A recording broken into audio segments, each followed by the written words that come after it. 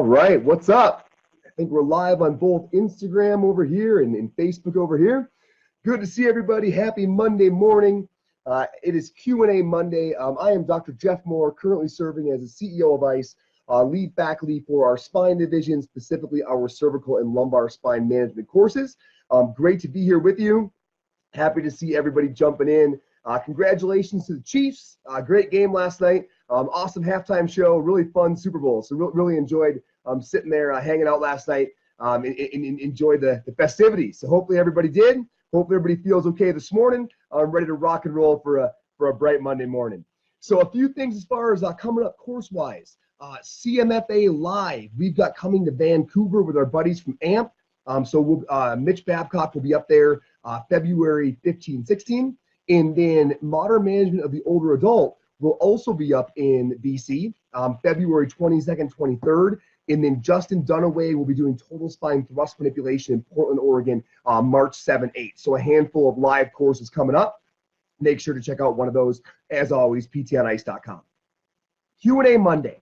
A lot of great questions to choose from. Maddie, thanks for this one. And sorry, it's been a while. There was quite a few in the queue. So we're kind of working our way through them. And one of them was, when is it time for your patient to consider surgery?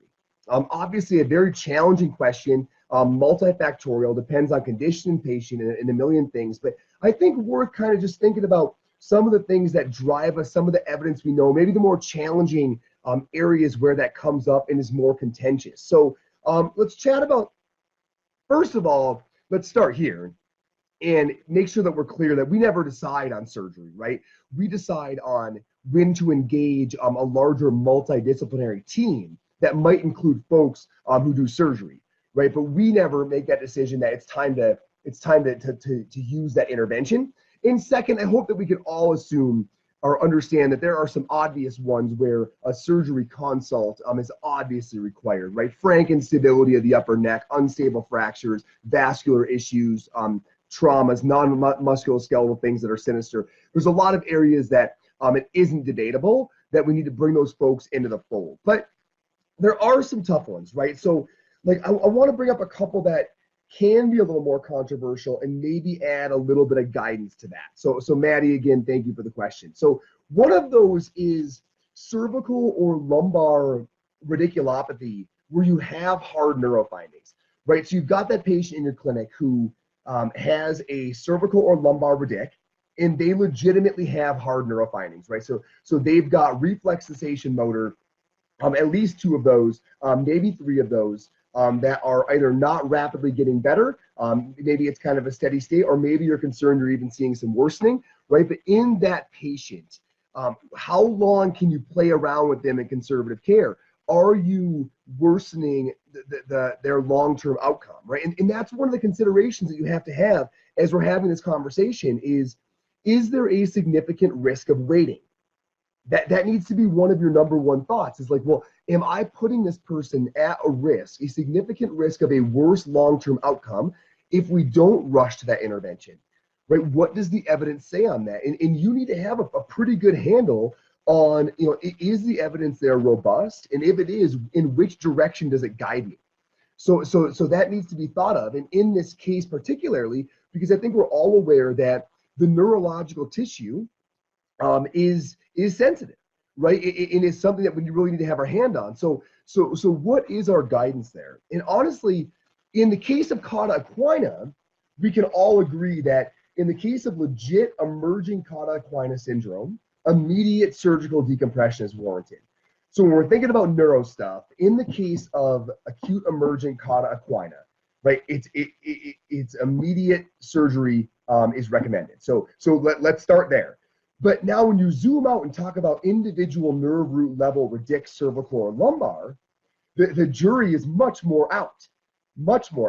So there was a big article in 2019 last year that got a lot of attention by Peter and Spine Journal that looked at surgery being done emergently, so inside of 48 hours. So individuals that were referred with myotomal deficits, so paresis, right, with an associated lumbar disc herniation at the clinically correlated level.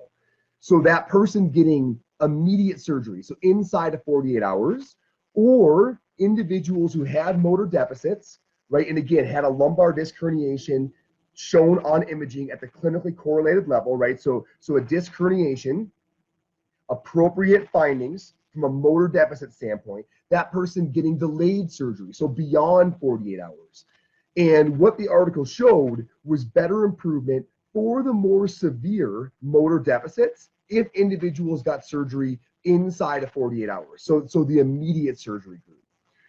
Problem is a lot of things. Like number one, right, there was no conservative care group. Like these folks did not get effectively managed, right? That was not controlled, right, in the delayed group.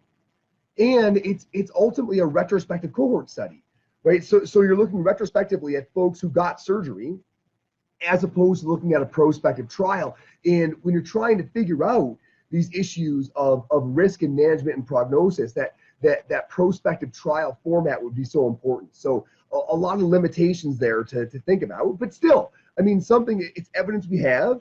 And so something to be aware of, that those folks that got that early surgery, right, had that more rapid recovery.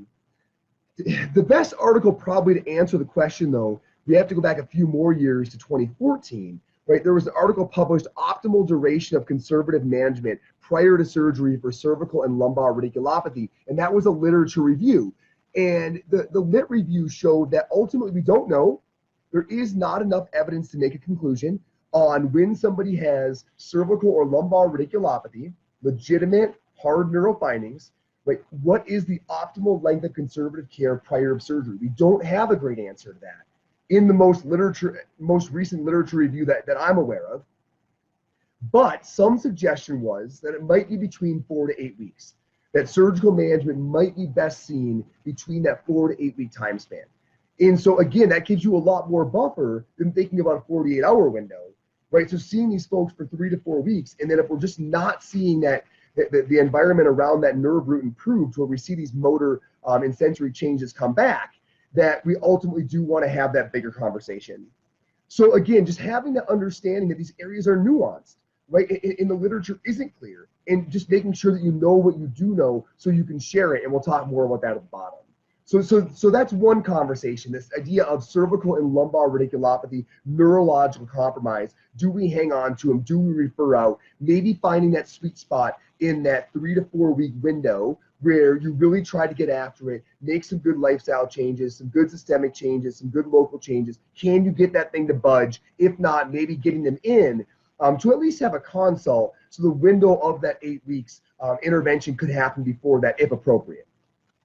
Another one is rotator cuff tears. And Maddie, I wasn't sure where you wanted me to go as far as conditions, so a few that I think of in this conversation. Another big one is cuff tears, right? So the patient comes in and maybe they have imaging proof of a significant rotator cuff tear, right? Is there any chance of rehab working? If so, how long should you do it? And what patients do you refer out immediately, if any? I think that most of us agree that for non-acute tears, it definitely makes sense to give a really good course of rehab. So that Kuhn article from 2013, the one with 452 patients, so the non-acute full thickness tears, that one's been being cited forever because it showed that a large majority of those folks did great with rehab, 75% of them. So these are full thickness tears, right? Non-acute full thickness rotator cuff lesions. You've got 75% of folks doing really well with conservative care. Got to give it a shot, right? I think it's a no-brainer.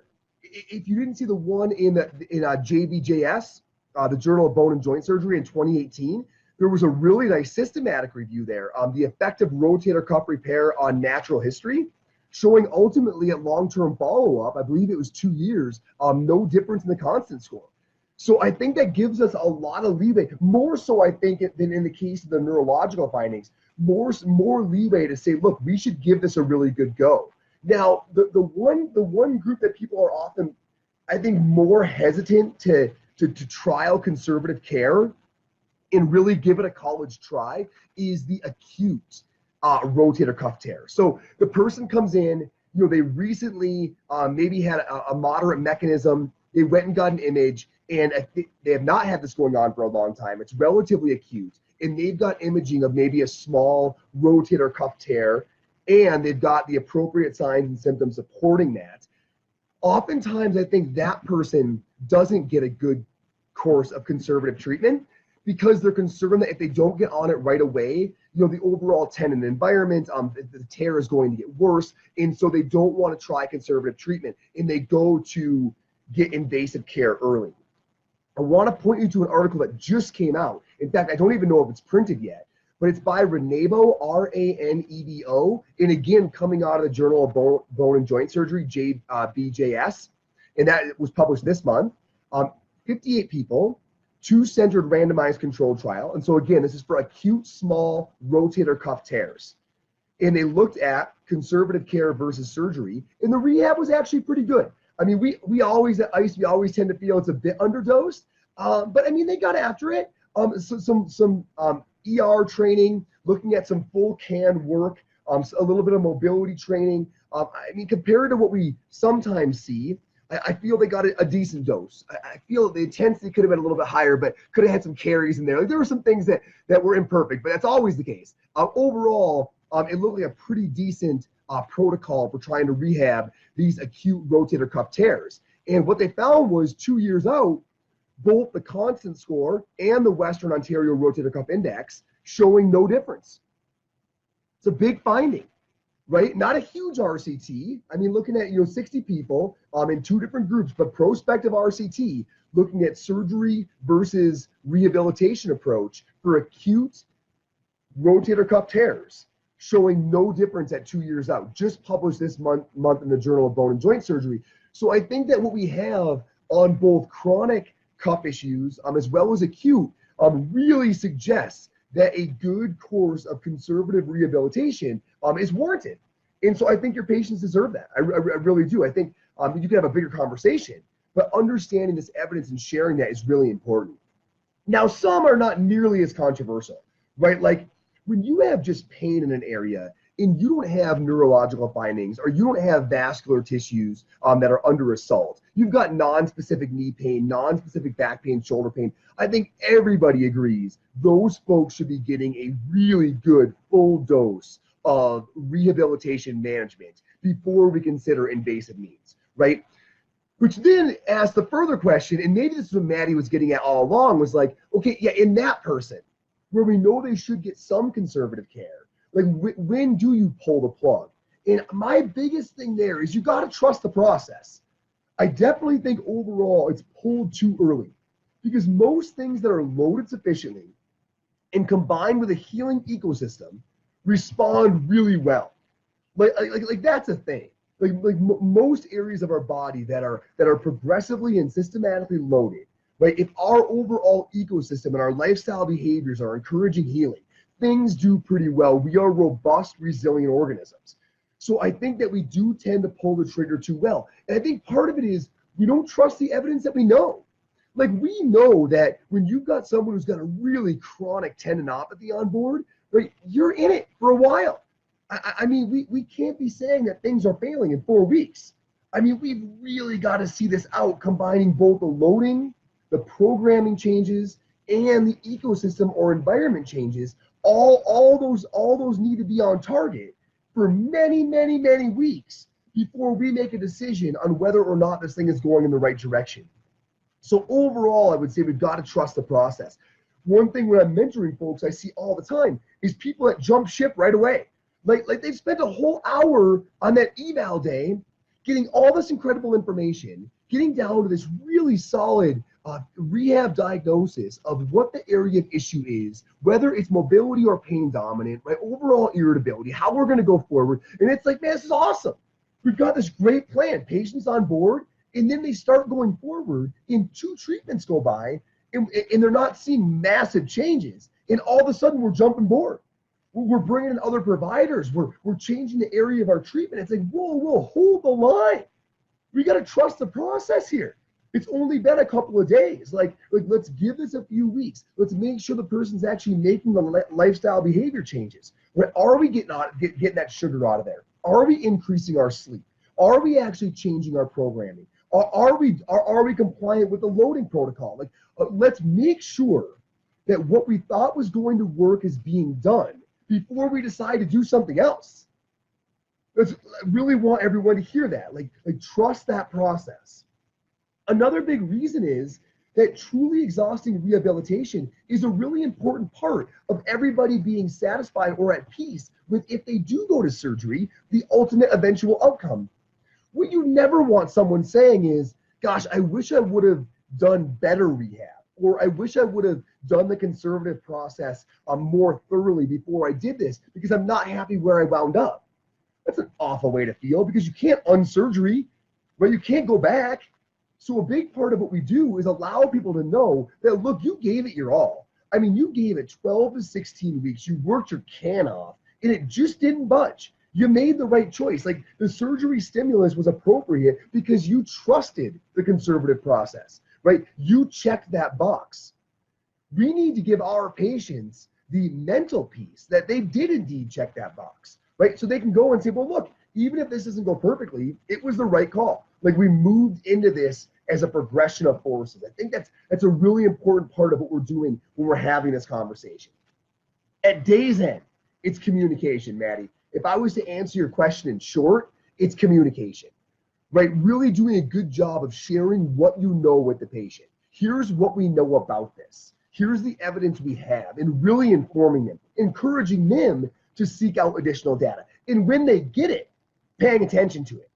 I think so often we tell folks, yeah, go grab a second opinion and make sure you're doing a good search as well, and asking, colleagues and doing independent literature reviews.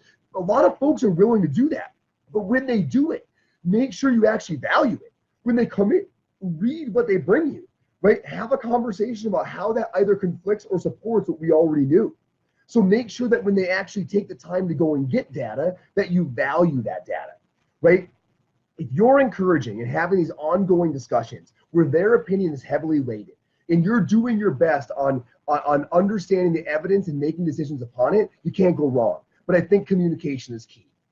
So Maddie, for what it's worth, that's a hard conversation, but I hope that I shed some light there, and I can share any of these articles you'd like to read, shed some light on some of the more challenging ones, like neurological compromise and rotator cuff issues, and then understanding that when it's not so controversial, that we go the distance, hold the line, and trust the process, ultimately always communicating well.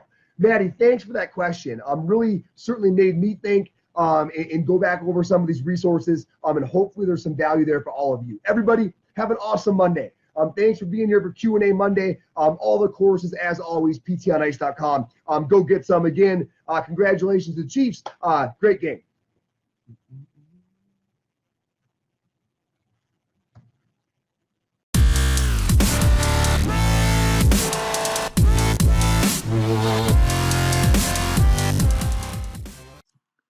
Hey, thanks for tuning in to the PT on Ice Daily Show. If you enjoyed this content, head on over to iTunes and leave us a review. And be sure to check us out on Facebook and Instagram at the Institute of Clinical Excellence. If you're interested in getting plugged into more ICE content on a weekly basis while earning CEUs from home, check out our virtual ICE online mentorship program at ptonice.com. While you're there, sign up for our Hump Day Hustling newsletter for a free email every Wednesday morning with our top 5 research articles and social media posts that we think are worth reading. Head over to ptonice.com and scroll to the bottom of the page to sign up.